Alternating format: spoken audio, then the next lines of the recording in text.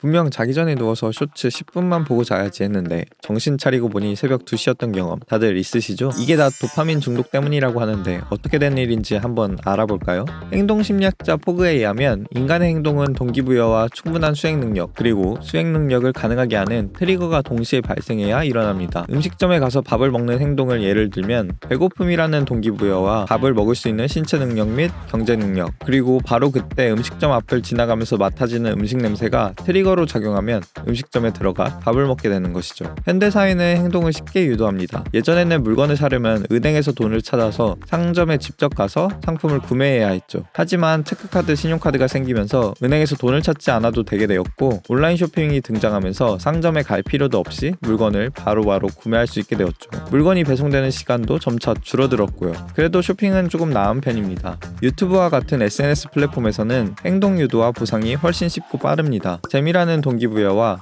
유튜브 앱을 실행할 능력 그리고 재밌어 보이는 유튜브 추천 영상의 썸네일이 트리거로 작동하면 유튜브 영상을 계속해서 보게 되는 것이죠. 이렇게 쉽게 행동하게 되고 빠르게 보상을 받게 되면 그 행위에 중독되기 쉽습니다. 단기적인 보상에 대한 자극을 받아 도파민이 분비되면 우리 몸은 그 보상을 받은 기억을 저장하여 더 받으려고 하고 또다시 그 행동을 반복하여 도파민 분비로 인한 쾌감을 느끼려고 합니다. 이때 통제력을 잃는 순간 중독되는 것이고요.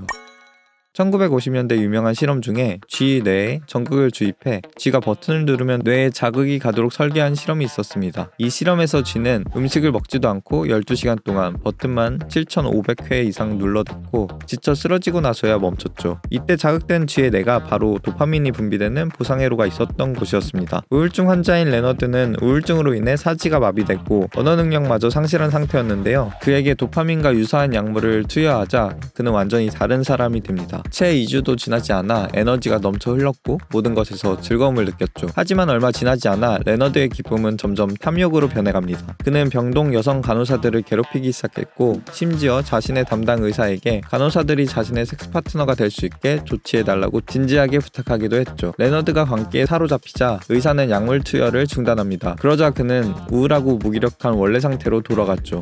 레너드가 죽은 뒤 뇌를 해부해본 결과 도파민이 생성되는 부위가 손상되어 있음을 확인할 수 있었습니다. 이렇듯 과도한 도파민 분비와 도파민 결핍은 둘 다 문제를 일으킵니다. 요즘 문제되는 SNS 중독에 관한 연구에 따르면 SNS를 자기 표현, 대인관계, 오락 등을 추구하기 위해 사용된 경우 중독에 영향을 미친 반면 정보 이용을 위해 SNS를 이용한 경우에는 중독에 영향을 미치지 못했죠. 또한 자기조절 능력이 부족한 사람은 외부 환경에 쉽게 자극을 받아 스트레스에 민감하게 반응하여 즉각적인 만족을 추구하는 경향이 있는데요. SNS상에서 불규칙적으로 업데이트되는 게시물은 이러한 사람들에게 강한 보상물로 작용하여 즉각적인 만족을 위해 SNS를 더 빈번하게 사용하게 된다는 것이죠. 도파민이 중독과 관련되어 있긴 하지만 나쁘기만 한 것은 아닙니다. 도파민은 근본적으로 우리에게 좋은 경험을 하도록 동기를 유발합니다. 우리의 호기심을 자아내고 학습 능력, 상상력, 창의력을 부추기는 것도 모두 도파민이죠. 그러니까 결론은 자기조절 능력을 키워서 도파민을 잘 통제할 수 있게 되는 것이 핵심인 것 같습니다. 그럼 지금까지 TVPR였습니다. 구독, 좋아요, 알림 설정 부탁드립니다.